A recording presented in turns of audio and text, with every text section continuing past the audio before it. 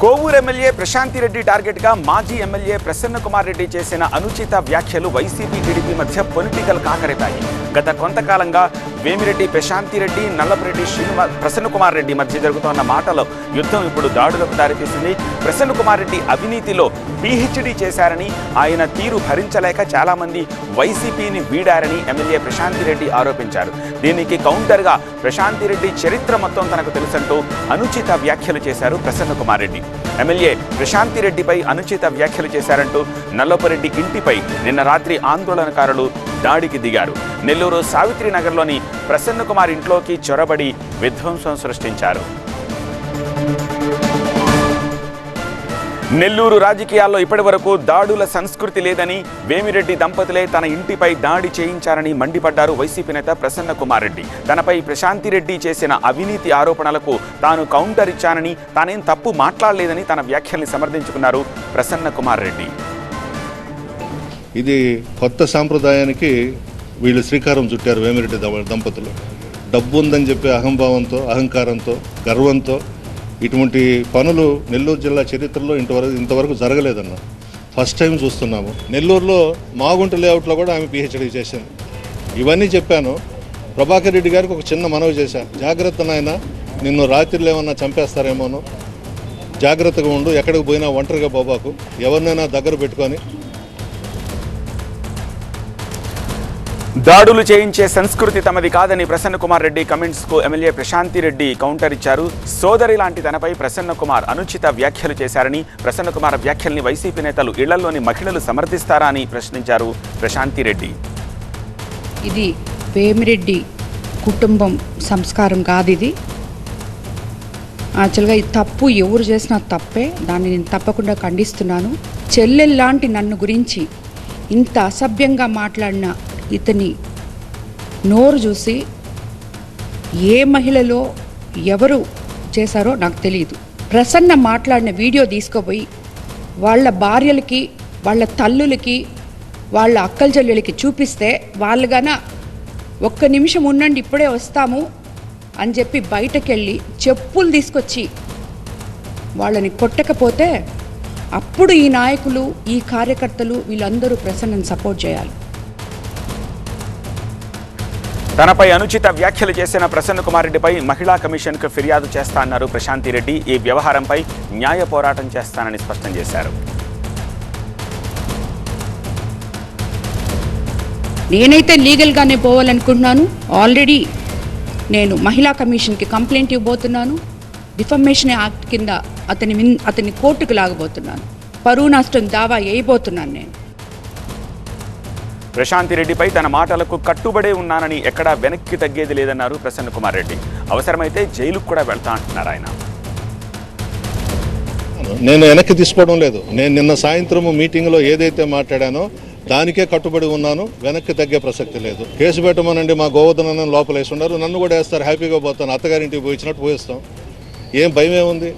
ఈ కేసులకి, ఈ తాటాకు చప్పుళ్ళకి వైఎస్ఆర్ కాంగ్రెస్ పార్టీ నాయకులు, కార్యకర్తలు ఎవ్వరం కూడా భయపడం. ఒకవేళ కేసు పెడతారేమో, పెట్టుకోమనండి, ఎత్తి లోపలేమనండి.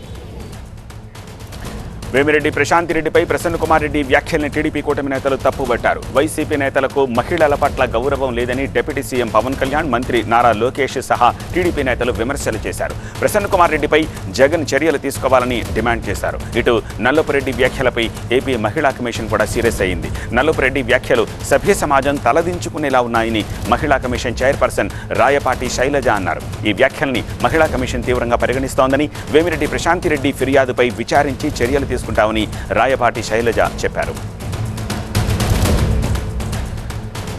మరింత సమాచారం మా ప్రతినిధి రాజు అందిస్తారు. రాజు, ఇరు వర్గాలు కూడా ఎస్పీ దగ్గరికి వెళ్ళి కంప్లైంట్స్ చేసుకున్నట్టు ఉన్నాయి కదా, కంప్లైంట్స్ ఏమని ఇచ్చారు? పోలీసుల యాక్షన్ ఏంటి? ప్రస్తుతం అక్కడ సిచ్యువేషన్ ఎలా ఉంది?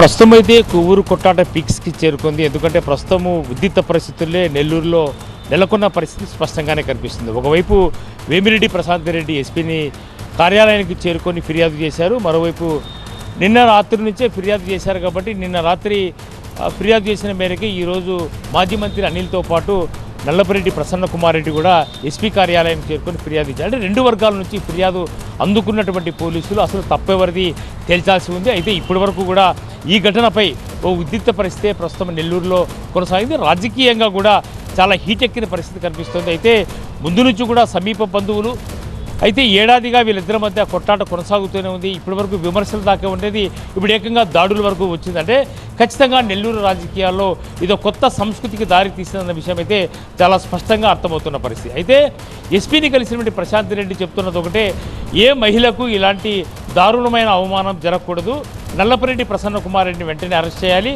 ఆయన మరోసారి ఇలాంటి వ్యాఖ్యలు లేదంటే ఇలాంటి ఘటనలకు పాల్పడకుండా ఉండాలంటే పోలీసులు కఠినంగా వివరించాలి, ప్రభుత్వం కఠినమైన చర్యలు తీసుకోవాలనేదే ప్రధానంగా ప్రసన్నపై చేసినటువంటి కంప్లైంట్కి ఆధారంగా మాట్లాడుతున్నటువంటి ప్రశాంత్ రెడ్డి చేస్తున్నటువంటి ఆరోపణలు. మరోవైపు ప్రసన్న కుమార్ రెడ్డి కూడా తాను చేసిన వ్యాఖ్యలకు కట్టుబడి ఉన్నాను, దాడులకు లేదంటే ఇలాంటి కేసులకు భయపడేది లేదు అంటూనే ఇప్పుడు తాను ఇంటి దగ్గర ఒక షెడ్ వేసుకున్నారు. కొద్దిసేపటి క్రితమే ఎవరైతే వైసీపీకి సంబంధించినటువంటి పార్లమెంటు సభ్యుడు పెద్దిరెడ్డి మిథున్ రెడ్డి కూడా కొద్దిసేపటి క్రితమే నెల్లూరుకు చేరుకున్నారు. మరి కాసేపట్లో ఆయన ప్రసన్న కుమార్ రెడ్డి ఇంటికి వెళ్ళి ఆయన కూడా పరామర్శిస్తారు. అవసరమైతే ఆయన పోలీస్ అధికారులు కూడా కలిసే అవకాశం ఉన్నట్టుగా స్పష్టమవుతుంది. అయితే ఇద్దరి మధ్య జరుగుతున్నటువంటి ఈ ఆరోపణలు దాడులకు దిగించడంతో ఖచ్చితంగా ప్రభుత్వం కూడా చాలా సీరియస్గా తీసుకుంది. ఇప్పటికే డిప్యూటీ సీఎంతో పాటు మంత్రులు అంటే ఒకవైపు హోంమంత్రి మరోవైపు నారా లోకేష్ కూడా స్పందించారు.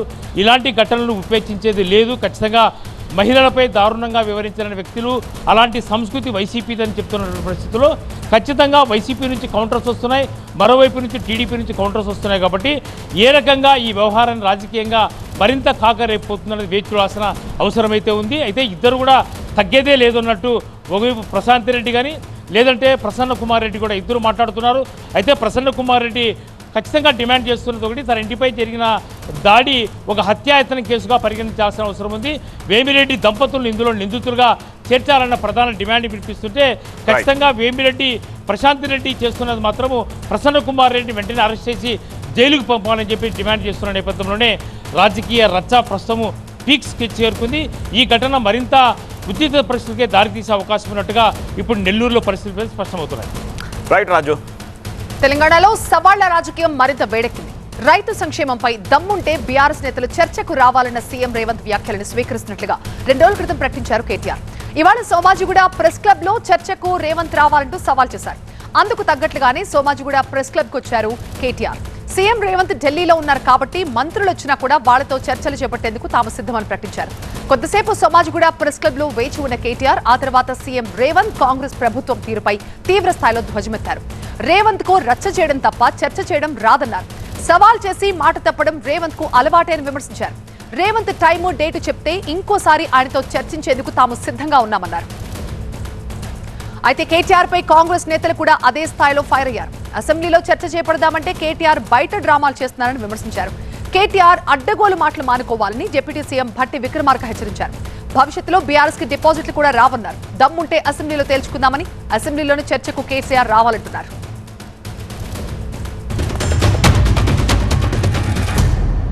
10 ఏళ్ల కేసీఆర్ ప్రభుత్వం ఏం చేసిందో, 18 నెలల నీ ప్రభుత్వం ఏం చేసిందో తేల్చుకుందాం రమ్మని ముఖ్యమంత్రి గారు సవాల్ విసిరితే స్వీకరించి నేను వస్తా అని చెప్పిన. వస్తాడేమో అనుకున్న ముఖ్యమంత్రి, పోనీ ముఖ్యమంత్రి రాకపోతే ఆయన తరపున ఒక బాధ్యత గల ఉప ముఖ్యమంత్రినో ఒక వ్యవసాయ మంత్రినో లేదా మరొక మంత్రినో పంపుతారేమో అనుకున్నా.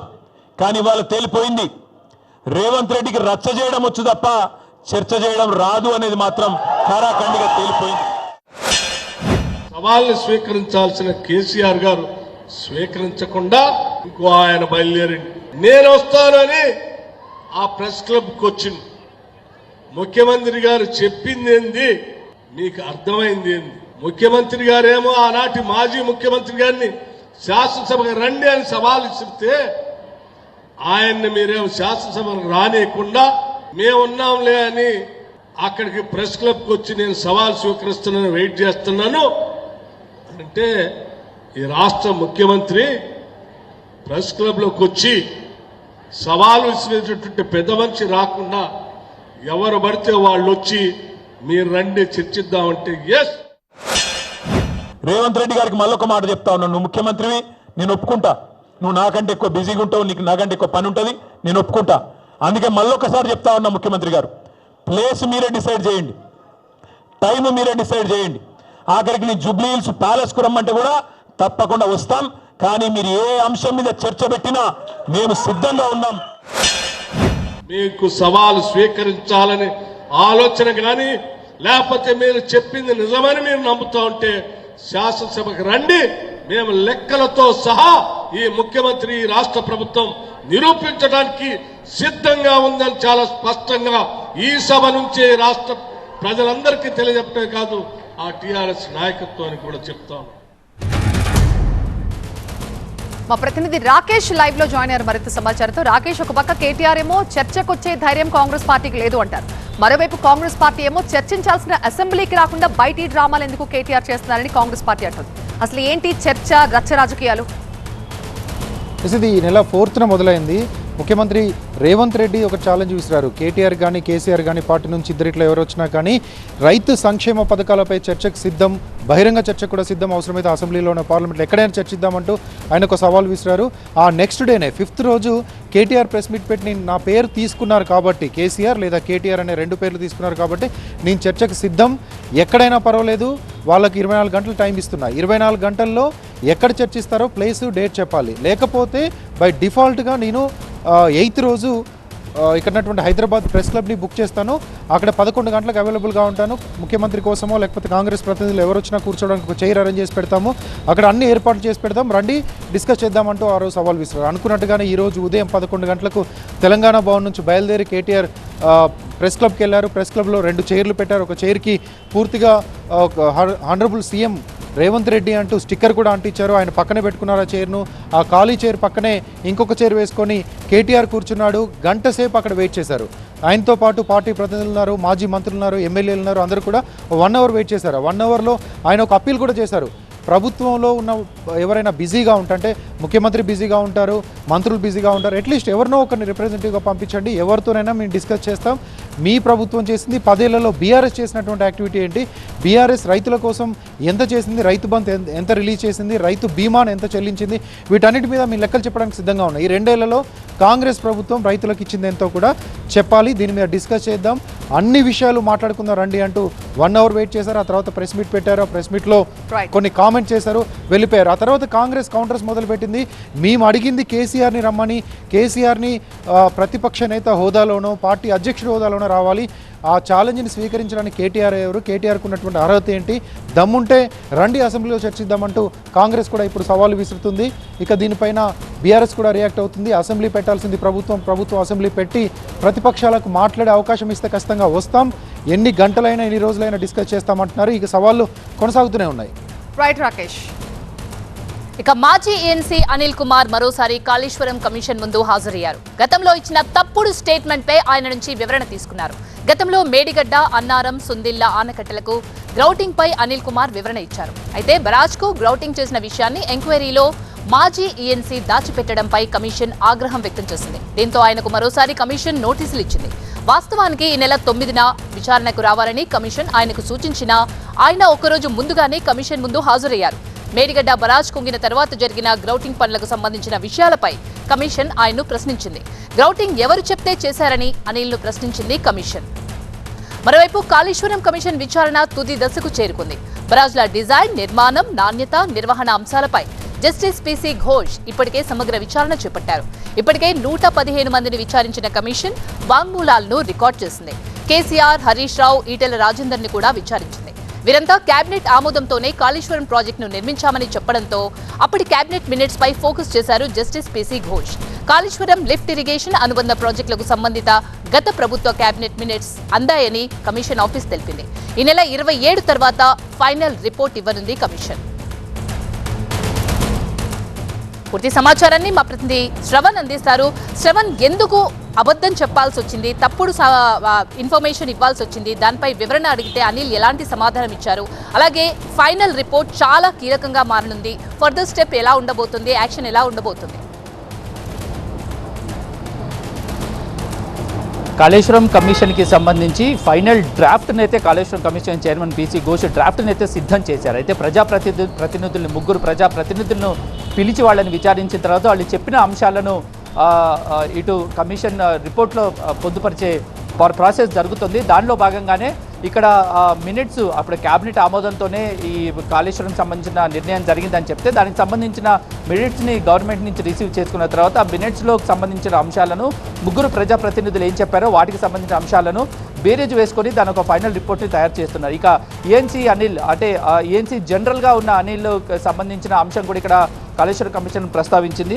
కాళేశ్వరం కమిషన్ ఎప్పుడైతే మేడిగడ్డ బ్యారేజ్ కుంగిపోయిందో 2023 నవంబర్లో, ఆ తర్వాత కాలంలో అనిల్ ఈఎన్సీ జనరల్గా అపాయింట్ అయ్యారు. అనిల్ ఈఎన్సీ జనరల్గా ఉన్నప్పుడు 2024 జూలై 7వ తారీఖున ఏదైతే మేడిగడ్డ బ్యారేజ్ కుంగిపోయిందో 7వ పిల్లరు ఆ గేట్ని ఎత్తాల్సిన అంశంలో దాని కింద ఏదైతే ఒక గొయ్యిలాగా ఏర్పడిందో దాన్ని పూడ్చడానికి మట్టితో పూడ్చడం జరిగింది. అయితే మొత్తం కమిషన్ అదే జరిగింది. ఇప్పుడు గ్రౌటింగ్ జరిగిన విషయాన్ని ఎందుకు చెప్పలేదంటే ఈఎన్సీ జనరల్గా రొటీన్ ప్రాసెస్లో భాగంగా గ్రౌటింగ్ చేయాల్సి వచ్చింది. ఎందుకంటే ఒకవేళ ఆ బ్యారేజ్ సేఫ్గా ఇంకా ఫర్దర్గా సేఫ్గా ఉండాలంటే ఆ గేట్ ఎత్తాల్సిన అవసరం ఉంటుంది. ఒకవేళ గేట్ ఎత్తాలంటే కింద ఏదైతే గ్రౌటింగ్ ఉందో దాన్ని ఫినిష్ చేస్తే తప్పితే గేట్ ఎత్తే పరిస్థితి లేదు. కాబట్టి స్టేట్ డ్యామ్ సేఫ్టీ అథారిటీ ఇచ్చిన సిఫార్సు ఆధారంగానే గ్రౌటింగ్ చేస్తారు. మొత్తం 1.6 కిలోమీటర్ల బ్యారేజ్ పొడవులో కేవలం 20 మీటర్లు మాత్రమే గ్రౌటింగ్ చేశామని కాళేశ్వరం కమిషన్కి వివరణ ఇవ్వడం జరిగింది ఈఎన్సీ జనరల్గా ఉన్న Anil. Right, thanks for the updates Shravan. Next story చూద్దాం. నిండుకుండలా మారిన శ్రీశైలం ప్రాజెక్టు గేట్లెత్తి నీటిని విడుదల చేశారు సీఎం చంద్రబాబు. 6, 7, 8, 11 మొత్తం 4 గేట్లెత్తి దిగువకు నీటిని విడుదల చేయడంతో కృష్ణమ్మ పరవళ్లు తొక్కుతోంది. మహారాష్ట్రతో పాటు ఎగువ పరివాహక ప్రాంతాల్లో కూడా ఏకధాటిగా వర్షాలు పడుతుండటంతో కృష్ణానది ఉరకలేస్తోంది. ఆలమట్టి, నారాయణపూర్ ప్రాజెక్టులు కూడా గరిష్ట నీటి మట్టానికి చేరుకున్నాయి. దీంతో ఇవాళ ప్రాజెక్టు గేట్స్ ఎత్తారు. శ్రీశైలానికి ఎగువ నుంచి 162,529 క్యూసెక్ల నీరు వచ్చి చేరుతుందని అధికారులు చెబుతున్నారు. ఇటు నాగార్జున సాగర్ కి కూడా వరద ప్రవాహం అంతకంతకు పెరుగుతుంది. ఈసారి నెల రోజుల ముందుగానే సాగర్ కి వరద పోటెత్తింది. ఇక శ్రీశైలం గేట్స్ కూడా ఎత్తేయడంతో నెల రోజుల్లో పూర్తి స్థాయి నీటి మట్టానికి సాగర్ చేరుకుంటుందని అధికారులు తెలిపారు. గత ఏడాది ఆగస్టులో ఎత్తిన సాగర్ గేట్స్ ఈసారి జూలై చివరిలోనే ఎత్తే అవకాశం ఉందని చెప్తున్నారు. ఇక మరోవైపు శ్రీశైలం గేట్స్ ఎత్తడం వల్ల ప్లంజ్ పూల్స్ కి ఇప్పటికిప్పుడే ఎలాంటి ప్రమాదం లేదని చెప్తున్నారు నిపుణులు. పూర్తి అప్డేట్స్ మా ప్రతినిధి రేవణ్ అందిస్తారు. రేవణ్, ఇవాళ సీఎం చంద్రబాబు శ్రీశైలంలో పర్యటించారు. 6, 7, 8, 11 అంటే మొత్తం 4 గేట్లు ఎత్తారు. కృష్ణమ్మకి జలహారతి కూడా ఇచ్చారు. మరి ఇక సాగర్ ఎప్పుడు నిండే అవకాశాలు కనిపిస్తున్నాయి? అంటే ఈసారి ఎగువ కృష్ణా పరివాహక ప్రాంతంలో కురుస్తున్నటువంటి భారీ వర్షాలకు కృష్ణా బేసిన్లో ఉన్నటువంటి రిజర్వాయర్లన్నీ ఇప్పటికే నిండినటువంటి పరిస్థితి. దీంతో శ్రీశైలం ప్రాజెక్టు కూడా భారీగా వరద నీరు వచ్చి చేరుతుండడంతో ఈరోజు మధ్యాహ్నం AP CM Chandrababu Naidu 4 crust గేట్లను ఎత్తి దిగువకు నీటిని విడుదల చేస్తారు. 1,00,000కు పైగా వరద నీటిని నాగార్జున సాగర్కు వచ్చి చేరుతోంది. దాదాపు వారం రోజులుగా శ్రీశైలం ప్రాజెక్టు నుంచి విద్యుత్ ఉత్పత్తి కొనసాగుతుండడంతో దాదాపు 50,000 క్యూసెక్ల నీరు వరద నీరు నాగార్జున సాగర్కు వస్తుంది. గత వారం రోజులుగా భారీగా నీటి మట్టం అయితే నాగార్జున సాగర్లో పెరిగింది. ప్రస్తుతం అయితే 590 అడుగుల గరిష్ట నీటి స్థాయి మట్టం కలిగినటువంటి నాగార్జున సాగర్లో 532 అడుగులకైతే చేరుకుంది. దీంతో అంటే గత ఏడాది కూడా ఇదే సమయంలో అంటే నీరు వచ్చి చేరింది. గత ఏడాది ఆగస్టు 2వ తేదీన నాగార్జున సాగర్ ఆయకట్టుకు నీటిని విడుదల చేశారు. ఆగస్టు 5వ తేదీన సాగర్ క్రస్ట్ గేట్లను కూడా ఎత్తినటువంటి పరిస్థితి. అయితే ఈసారి కూడా ఇంకా ఎగువ కృష్ణా పరివాహక ప్రాంతంలో వర్షాలు కురిసే అవకాశం ఉంది. ఎందుకంటే జూలై, ఆగస్టు నెలలో కూడా భారీ వర్షాలు వస్తాయన్నటువంటి వాతావరణ శాఖ వార్తల నేపథ్యంలో ఈసారి వరద నీరు భారీగా వస్తుందని అధికారులు అంచనా వేస్తున్నారు. దీంతో ఏదైతే ఇన్ఫ్లో 1,00,000కు పైగా ఇన్ఫ్లో నాగార్జున సాగర్ కొనసాగుతుంది. ఇదే ఇన్ఫ్లో స్థిరంగా కొనసాగితే మాత్రం ఈ నెలాఖరు నాటికి నాగార్జున సాగర్ పూర్తి స్థాయిగా నిండే అవకాశం అయితే కనిపిస్తూ ఉంది. దీనికి అనుగుణంగా అధికారులు ఇప్పటికే నాగార్జున సాగర్ నిర్వహణ క్రస్ట్ గేట్లను కూడా అన్నింటిని కూడా సిద్ధం చేశారు. సాగర్ ఆయకట్టు కూడా నీటిని విడుదల చేసేందుకు కుడి ఎడమ కాలాలకు నీటిని విడుదల చేసేందుకు కూడా ఇటు 2 తెలుగు రాష్ట్రాల ప్రభుత్వాల అధికారులు కూడా సన్నాహాలు అయితే చేస్తున్నటువంటి పరిస్థితి కనిపిస్తుంది. మరోవైపు శ్రీశైలం ప్రాజెక్టు నుంచి అంటే ఈసారి త్వరగా నీటిని విడుదల కావడం, నాగార్జున సాగర్ కూడా భారీగా వరద నీరు వచ్చి చేరుతుండడంతో ఆయకట్టు రైతాంగం అయితే ఆశ అంటే చాలా సంతోషం కూడా వ్యక్తం చేస్తున్నటువంటి పరిస్థితి కనిపిస్తోంది. మరోవైపు ఏదైతే 2 తెలుగు రాష్ట్రాల మధ్య కొంత అంటే సమస్యగా మారినటువంటి శ్రీశైలం ప్రాజెక్టు ప్లంజ్ పూల్ సమస్య అయితే ఇంకా సమస్యగానే కొనసాగుతోంది. ఇది ఇప్పటికే దీనికి మరమ్మతులు చేయాలని చెప్పి తెలంగాణ ప్రభుత్వం ఇప్పటికే కేంద్ర జలశక్తి శాఖకు కూడా లేఖ రాసింది. దీనిపై ప్రభుత్వం కూడా ఫిర్యాదు చేసినటువంటి పరిస్థితి. ఈ నేపథ్యంలో వెంటనే ఏపీ ప్రభుత్వాన్ని మరమ్మతులు చేయించాలి, ఆదేశించాలని చెప్పి కేంద్ర ప్రభుత్వాన్ని కోరింది. మొత్తం మీద 2 తెలుగు రాష్ట్రాల రైతాంగం అయితే ప్రాజెక్టులు నిర్ణయం పట్ల చాలా సంతోషం అయితే వ్యక్తం చేస్తున్నటువంటి పరిస్థితి కనిపిస్తూ ఉంది. Thank you Revanth. మిలిటరీ హోటల్లో ఆనంద నిలయం సెట్ పై వివాదం సద్దుమడిగింది. మల్లేపల్లి మిలిటరీ హోటల్ యాజమాన్యం వెనక్కి తగ్గింది. హోటల్లో టీటీడీ సెట్ ను తొలగించేందుకు అంగీకారం వ్యక్తం చేసింది. హిందూ సంఘాలు స్వామీజీలతో కలిసి హోటల్ ను పరిశీలించారు ఎమ్మెల్యే జ్యోతుల నెహ్రూ. హోటల్ యాజమాన్యంతో ఎమ్మెల్యే స్వామీజీ చర్చలు జరిపారు. 20 రోజుల్లో సెట్ ను తొలగిస్తామని హోటల్ యాజమాన్యం చెప్పింది. స్వామి ఫోటో మాత్రమే పెట్టుకుంటామని నిర్వాహకులు చెప్తున్నారు. బిజినెస్ కోసం దేవుణ్ణి వాడుకుంటారా? ఆనంద నిలయం సెట్ ని ఫోటో స్పాట్ గా పెట్టి నాన్ వెజ్ పట్టిస్తారా? అడిగేవాళ్లు లేరనా, లేక ఏది చేసినా నడుస్తుందనా అంటూ గత కొన్ని రోజులుగా కాకినాడ మల్లేపల్లిలోని రాయుడు గారి హోటల్లో వేసిన ఆనంద నిలయం సెట్ పై పెద్ద రచ్చే నడిచింది. ఇదేం పద్ధతి అంటూ హిందూ సమాజం కన్నెర చేసింది. జనసేన నేత కిరణ్ రాయల్ ఫిర్యాదుతో టీటీడీ సైతం రంగంలోకి దిగడం, స్వామీజీలు కూడా తీవ్ర అభ్యంతరం తెలపడంతో ప్రభుత్వం కూడా ఇష్యూని సీరియస్ గా తీసుకుంది. కాసేపటి క్రితమే పలువురు స్వామీజీలతో కలిసి హోటల్ కు వెళ్లిన ఎమ్మెల్యే జ్యోతుల నెహ్రూ నిర్వాహకులతో చర్చలు జరిపి వివాదానికి ఫుల్ స్టాప్ పెట్టారు. ఆ వెంకటేశ్వరుడు దయ వల్ల ఇది చిలికి గాలివాన కాకుండా ఇష్యూ ఇంతటితో పరిసమాప్తం అవడం చాలా సంతోషం. శ్రీనివాస స్వామి వారు సౌహృదయంతో మా విన్నపాన్ని అర్థం చేసుకుని ఇటు సమాజం యొక్క మనోభావాల్ని ఇబ్బంది లేకుండా, అటు యాజమాన్యం యొక్క సెంటిమెంట్ దెబ్బతినకుండా చాలా సమయస్ఫూర్తితోటి వారు పరిష్కార మార్గాన్ని చెప్పడం జరిగింది. దాన్ని యాజమాన్యం కూడా ఆ పరిష్కార మార్గాన్ని తూచా తప్పకుండా అమలు చేస్తుంది.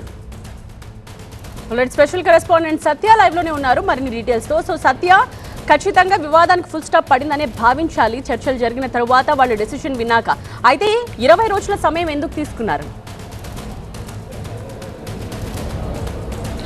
అంటే ఈ హోటల్ యాజమాన్యానికి వెంకటేశ్వర స్వామి అన్న ఆరాధ్యంతోనే ఈ రకంగా సెట్ వేసుకున్నారనేది చివరికి స్వామీజీలతో పాటు స్థానిక ఎమ్మెల్యే కూడా అర్థం చేసుకున్నటువంటి పరిస్థితి. అయితే సెట్ను ఉన్నబలంగా తీయడానికి అవ్వదు, ఎందుకంటే కొన్ని లక్షల రూపాయలు పెట్టి సెట్ వేయించారు కాబట్టి. వేరే రాష్ట్రం నుంచి ఇక్కడ దీనికి సంబంధించినటువంటి సెట్ కళాకారులు గుడాయాట కాబట్టి దాన్ని తీసేసి పక్కకు వేయాల్సి ఉంటుంది. అయితే వెంకటేశ్వర స్వామి ఫోటో పెట్టుకోవడానికి మాత్రం అవకాశం ఇచ్చారు. ఒకసారి చూడొచ్చు, ఆ పక్క ఈ పక్క విజయ ద్వారాలకు సంబంధించినటువంటి వాటిని కట్టెంతో మూసివేశారు. అంటే ముందు స్వామీజీ వచ్చి ఆ విజయ ద్వారాలు ఉండకూడదన్న నేపథ్యంలో యాజమాన్యం స్పందించింది, వెంటనే కట్టెలు వేయించింది. కానీ మధ్యలో కూడా వెంకటేశ్వర స్వామి ద్వారాలు ఏ రకంగా పెడతారనేది మళ్ళీ ప్రశ్నించడంతో చాలాసేపు చర్చలు జరుపుకున్నారు స్థానికంగా ఉన్నటువంటి ఈ రాయుడు హోటల్కి సంబంధించినటువంటి రఘురాంతో. అయితే నేను భక్తి శ్రద్ధలతో మాత్రమే ఇప్పుడు దైవాన్ని కొలుస్తాను, ఉదయం దండం పెట్టుకున్న తర్వాతే మిగతా కార్యక్రమాలు జరుగుతాయి అనేది ఒక చర్చ జరిగినప్పటికీ కూడా భక్తులు మనోభావాలు దెబ్బతినకూడదు ఉండదని స్వామీజీలు చెప్పడంతో కూడా స్థానిక మిలిటరీ హోటల్ యాజమాన్యం మనతో ఉన్నారు. రఘురాం, అంటే ఏం చెప్పారు? మీరు ఎంతో భక్తి శ్రద్ధలతో వేసుకున్నారన్నారు, కానీ ఇది చిలికి గాలివాన్ అవ్వలేదని ఎమ్మెల్యే కూడా అన్నారు. మరి ఎక్కడ జరిగింది? ముఖ్యంగా ఈ విషయంలో జ్యోతుల నెహ్రూ గారికి మేమందరం కూడా థ్యాంక్స్ చెప్పాలండి. ఏదైతే స్వామీజీ గారు చెప్పారో హిందూ సంఘాలు కానీ అందరి మనోభావాలు దెబ్బతిన్నాయి. ముఖ్యంగా మేమైతే ఎవరి మనోభావాల్ని దెబ్బతీయడం కాదు అన్నదే మా ఉద్దేశం. అది జరగకూడదని చెప్పి మేము ఈ నిర్ణయం తీసుకున్నాం. స్వామీజీ చెప్పిన ఈ మొత్తం అందరూ తీసుకున్న నిర్ణయం ప్రకారం ఇది ఆనంద నిలయాన్ని పోలి ఉంది, దీన్ని రిమూవ్ చేయాలి అని చెప్పి అనడం వల్ల జయ విజయాలని కంప్లీట్గా రిమూవ్ చేస్తున్నామండి. రిమూవ్ చేసి ఓన్లీ మధ్యలో స్వామివారు ఆ గుమ్మం కనపడేలాగే పెడుతున్నాం. ఓన్లీ అది మన ఒక చిత్రపటంలాగా ఫోటోలాగా ఉండేలాగా పెట్టమన్నారు, దానికి మేము అంగీకరించాం. కాకపోతే ఇది హ్యాండ్ వర్క్ అవ్వడం వల్ల బొంబాయి నుంచి రావాలి సార్, ఇది గొడాయి ఆర్ట్. ఆల్రెడీ ఎవరైతే ఆర్టిస్టులు ఉన్నారో ఆర్టిస్టులు వస్తున్నారు. నేను 25 రోజుల నుంచి నెల 15 రోజులు టైం అడగడం జరిగింది. ఈ టైంలో ఈ వ్యవధిలో ఆ జయ విజయాలను కంప్లీట్గా సద్దుమణిగినట్టే సార్. వెంకటేశ్వర స్వామి ఫోటో మాత్రం పెడుతున్నారు.